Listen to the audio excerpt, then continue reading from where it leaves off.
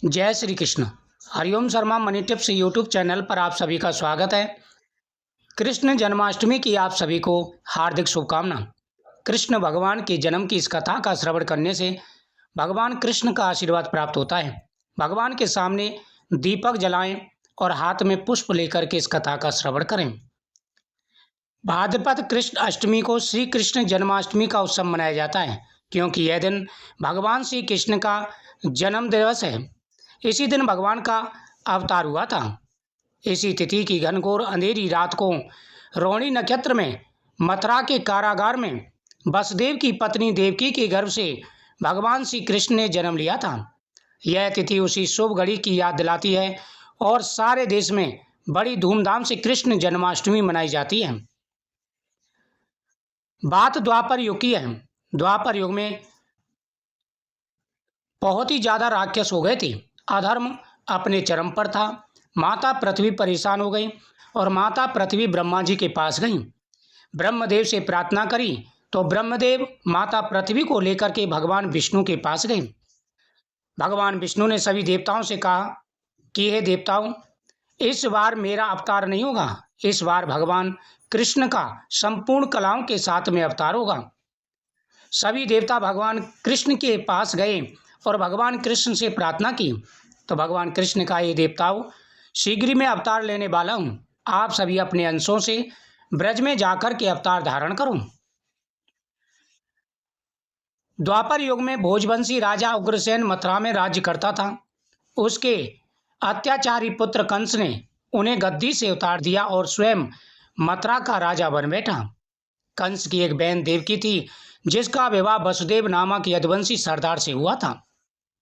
एक समय कंस अपनी बहन देवकी को उसकी ससुराल पहुंचाने जा रहा था, क्योंकि जब देवकी का विवाह हुआ, कंस उनसे बड़ा प्रेम करता था, तो कंस स्वयं देवकी को विदा करने जा रहा था। तभी उसी समय आकाशवाणी हुई, हे कंस, जिस देवकी को तू बड़े प्रेम से ले जा रहा है, उसी से तेरा काल बसता है। इसी के गर्भ से उत्पन्न 8वां बालक तेरा वध करेगा। यह सुनकर कंस वसुदेव को मारने के लिए तैयार हुआ। तब देवकी ने उससे विनयपूर्वक कहा कि भाई, मेरे गर्भ से जो संतान होगी उसे मैं तुम्हारे सामने ला दूंगी। बहनोई को मारने से क्या फायदा।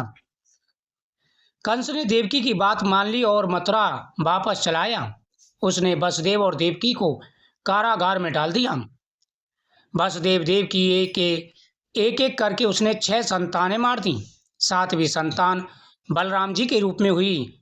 अब 8वां बच्चा होने वाला था। कारागार में उन पर कड़े पहरे बैठा दिए गए। उसी समय नंद की पत्नी यशोदा उनके भी बच्चा होने वाला था। इधर माता देवकी के 8वीं संतान होने वाली थी, तो उधर माता यशोदा के भी संतान होने वाली थी। उन्होंने वसुदेव देवकी के दुखी जीवन के बारे में भी सुन रखा था। जिस समय वसुदेव देवकी को पुत्र पैदा हुआ, उसी समय संयोग से यशोदा के गर्भ से एक कन्या ने जन्म लिया, जो कोई और नहीं बल्कि भगवान कृष्ण की योग माया थी। जिस कोठरी में देवकी वसुदेव कैद थे, उसमें अचानक प्रकाश हुआ और उनके सामने शंख चक्र गदा पद्म धारण किए चतुर्भुज भगवान प्रकट हुए। दोनों ने भगवान के चरणों में गिर पड़े। तब भगवान ने उनसे कहा, अब मैं पुनः नवजात शिशु का रूप धारण कर लेता हूँ। तो ये जो दिन था वो था भाद्रपद मास की कृष्ण पक्ष की अष्टमी तिथि रात 12 बजे, जब भगवान ने अवतार लिया था।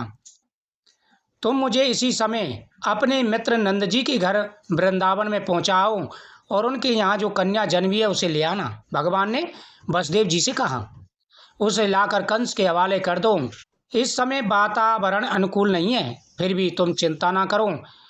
जागते हुए पहरेदार सो जाएंगे, कारागार के फाटक अपने आप खुल जाएंगे और उफनती हुई अतः जमुना तुमको रास्ता देगी। ठीक ऐसा ही हुआ। उसी समय वसुदेव नवजात शिशु को भगवान कृष्ण को सूप में रखकर कारागृह से निकल पड़े और अथाह जमुना को पार करके नंद जी के घर पहुंचे। वहाँ उन्होंने नवजात शिशु को यशोदा के साथ सुला दिया और कन्या को लेकर मथुरा आ गए। कारागार के फाटक पूर्वतः बंद हो गए। अब कंस को सूचना मिली कि वसुदेव देवकी को बच्चा हुआ है। उसने बंदी गृह में जाकर देवकी के हाथ से नवजात कन्या को छीनकर पृथ्वी पर पटक देना चाहा, परंतु वह कन्या आकाश में उड़ गई और वहां से कहने लगी, अरे मूर्ख, मुझे मारने से क्या होगा, तुझे मारने वाला तो वृंदावन में पहुंच चुका है। इस प्रकार भगवान कृष्ण का जन्म हुआ। इस कथा के श्रवण करने से हर मनोकामना पूरी होती है।